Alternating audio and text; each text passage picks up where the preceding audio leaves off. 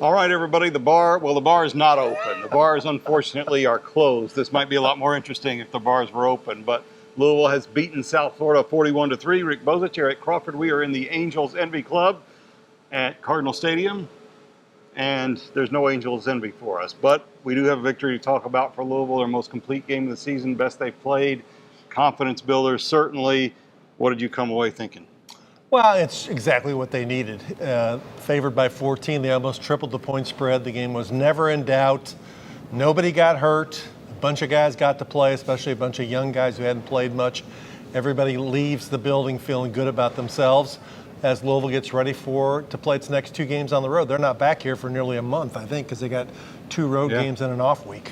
Yeah, and this is the kind of game that everybody has had by now. Everybody's either played an FCS opponent or a very weak opponent, or they've played a lot of home games and they've had a chance to have one of these.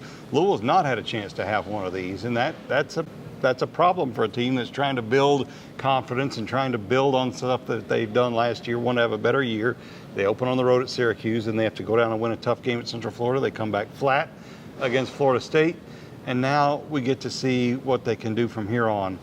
What do we know about this team so far? And it's hard to know because we see great defense against Central Florida, great defense against South Florida, bad tackling against the teams that they've had in their losses.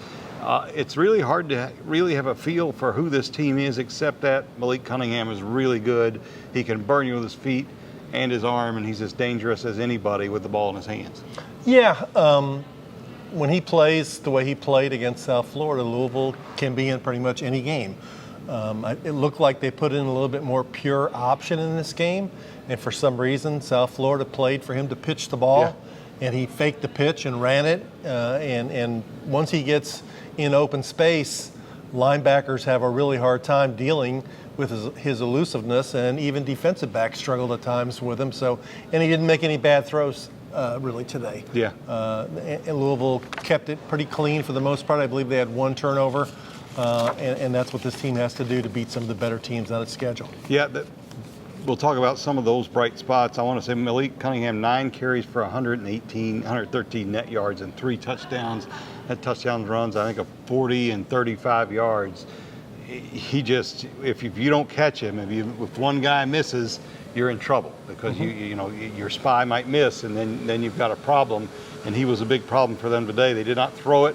You know, he throws for 186 yards today. They were good enough through the air, but they were able to put those early points on the board, and that helps their defense because then they can load up against the run. They're not as worried about the big play, and in turn, they didn't give up any huge plays, and that's something they struggle with all season up to this point. Yeah, and the function of the defense really was, and Scott Satterfield said it early in his press conference, was they wanted to make South Florida pass the ball, and they couldn't pass it very effectively. They didn't run it very effectively. South Florida is not a good team. They have been a terrible road team now. This was their 14th straight road loss. But I'll put it in context. They also put 21 points on BYU and 28 points on Florida a week ago. They never got close to the end zone today. So the Louisville defense and Brian Brown, who's just taken a lot of heat this year, deserves credit for the way they played against the Bulls. Well, and again, I think I was here a week ago speculating how many times can they get off the mat, and yet they get off the mat again. You put their backs to the wall and they're really good. Now the challenge going forward is that you're 2-2, you're feeling good about yourself. Can you handle that and go on the road to Boston College and execute again? I don't know. Boston College has been, I think they're 1-2 at this point. They got Florida State on Saturday night at 8. Louisville beat them last year, I believe, by 2 touchdowns. And the following week, it's a Virginia team, which is also 2-2, played Syracuse at Syracuse Friday night, tougher than Louisville did. I think they need to win one of the next 2 for sure. I mean, most people say they need to win both of them. I think they need to win because them both, of the last half dozen, 5 of the last 6 teams they play are ranked in the top 25. So they got to at least win one of them for sure. Yeah, the time has come. They've got to step up, and they've got to elevate their game a little bit. And I mentioned we were talking on the news. I'm like, it can't be another reboot. I don't think people, if you finish 6-6, I don't know how excited people are going to be. It's going to be a kind of a tough decision time for Josh Hurd and the fan base and all this stuff. They need to be clearly better to finish out this season. And that means beating somebody you're not supposed to beat, and it means not dropping close games or games that are within your reach that you can get. And they've already dropped one of those against Florida State, so that makes it even tougher. But I think, we need to see, I think fans are going to want to see some actual progress. A couple of areas where we did see progress in this game, if you're looking for things that went well that you can maybe objectively judge against other games, penalties was one area. Yes, it was. They had 3 penalties until the last series of the game, I think. So there weren't a lot of false starts. They did it, jump off sides on 4th down, on a South Florida 4th down. It didn't end up hurting them. So the penalties were one of the good things. And as you said, defense. I mean, they hold South Florida 58 yards rushing. South Florida had been running for a lot. Yeah, didn't they run for over 200 Yeah. a couple of times They this were year? averaging that. Yeah, averaging over 200. Averaging that. Had a good back. Quarterback was effective running the ball. None of that happened today, so give credit to Louisville. And Dorian Jones played a great game. Yaya Diaby played a great game.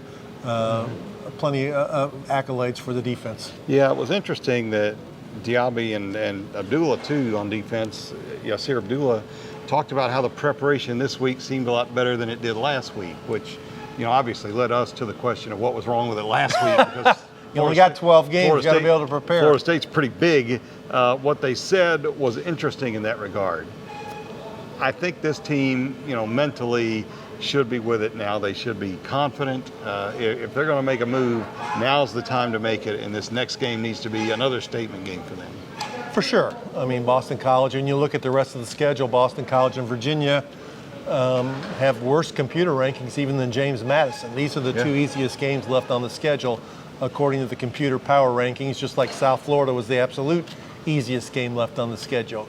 You got to win.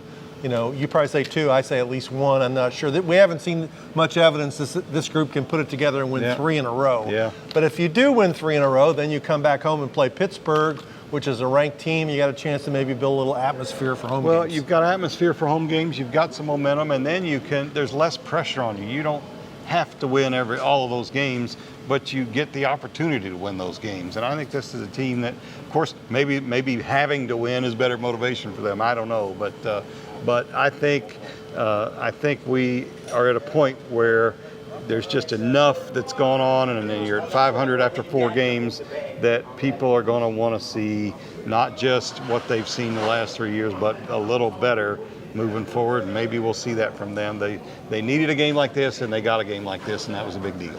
And you saw a little evidence today of, they announced 41,000. I don't believe there were 41,000 here. That was the announced crowd. Maybe it's tickets sold or whatever. From last week, a drop-off in energy and attendance before the game from fans. So, again, that's part of the buy-in.